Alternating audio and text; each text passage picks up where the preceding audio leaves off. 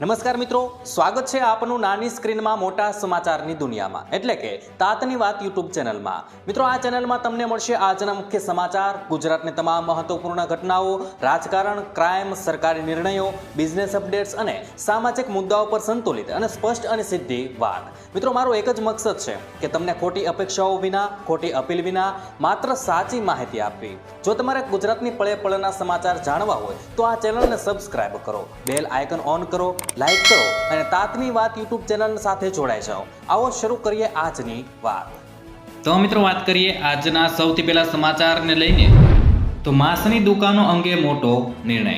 મિત્રો, ઉત્તર પ્રદેશની વારાણસી અંગે એક મોટો નિર્ણય લેવામાં આવ્યો છે।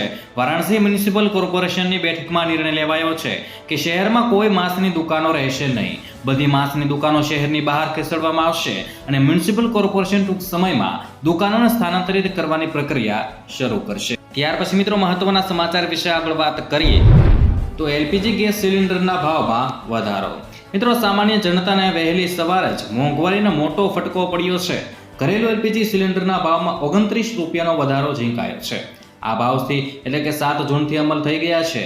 અને મિત્રો, તમને જણાવીએ કે માત્ર 3 મહિનામાં એલપીજી ગેસના ભાવમાં બીજી વખત વધારો કરાયો છે। મીડિયા અહેવાલ અનુસાર 7 જૂનથી દિલ્હીમાં 14.2 કિલોગ્રામ વાળા એલપીજી સિલિન્ડરના ભાવ 913 રૂપિયાથી વધીને 942 રૂપિયા થઈ જશે। ત્યાર પછી મિત્રો, મહત્વના સમાચાર વિશે આગળ વાત કરીએ તો ચોમાસાની તોફાની એન્ટ્રી। મિત્રો, ચોમાસાએ ગતિ પકડતા મહારાષ્ટ્ર, આંધ્રપ્રદેશ અને મણિપુર સુધી પહોંચી ગયું છે। ભારે વરસાદના કારણે કેરળના વાયનાડ અને કારગોસડ સહિત 5 જિલ્લાઓમાં રેડ એલર્ટ જારી કરીને શાળાઓ બંધ રખાય છે, જ્યારે ટ્રેકિંગ પર પ્રતિબંધ મુકાયો છે અને આ દરમિયાન અલગ અલગ રાજ્યોમાં અકસ્માતોમાં 3 લોકોના મોત થયા છે। દિલ્હી, પંજાબ, હરિયાણા અને રાજસ્થાન સહિતના રાજ્યોમાં ભારે વરસાદનું ઓરેન્જ એલર્ટ જાહેર કરાયું છે। ત્યાર પછી મિત્રો, મહત્વના સમાચાર વિશે આગળ વાત કરીએ તો પેટ્રોલ ડીઝલના ભાવમાં 5 રૂપિયાનો વધારો કે ઘટાડો થઈ શકે।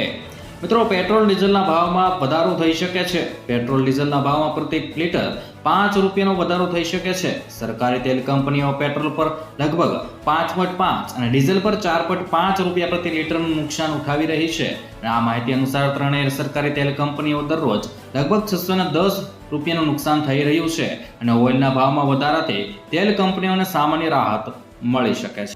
ત્યાર પછી મિત્રો, મહત્વના સમાચાર વિશે આગળ વાત કરીએ તો વડોદરા વાસીઓ માટે મહત્વના સમાચાર। મિત્રો, વડોદરા વાસીઓ માટે મહત્વના સમાચાર આવ્યા છે। 8 જૂનથી એટલે કે આજથી આગામી 30 દિવસ સુધી શહેરના અનેક વિસ્તારોમાં પાણી ઓછા પ્રેશરથી અને મર્યાદિત સમય માટે મળશે।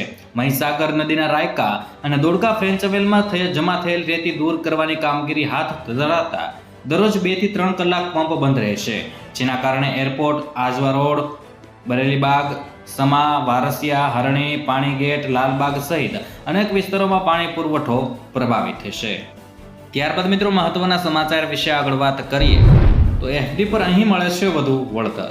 મિત્રો, બેંક એફડી કરતાં વધારે વ્યાજદર પોસ્ટ ઓફિસ રોકાણકારોને આપે છે।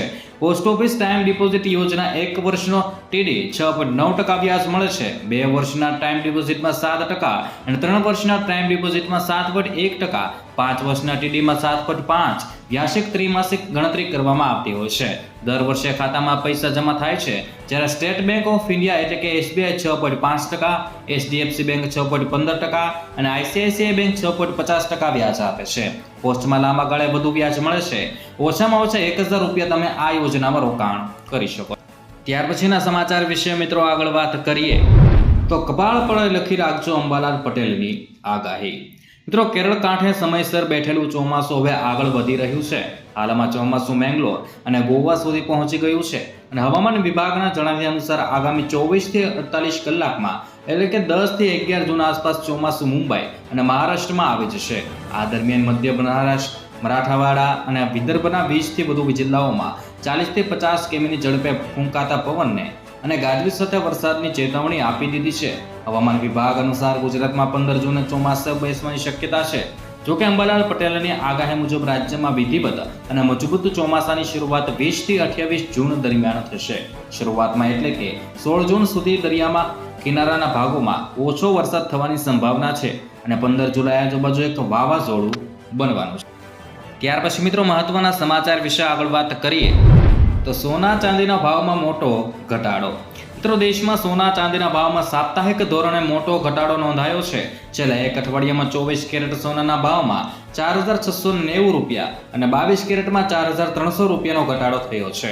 7 જૂન અમદાવાદ સહિત ગુજરાતના શહેરોમાં 24 કેરેટ સોનાનો ભાવ 1,55,810 રૂપિયા પ્રતિ 10 ગ્રામ છે.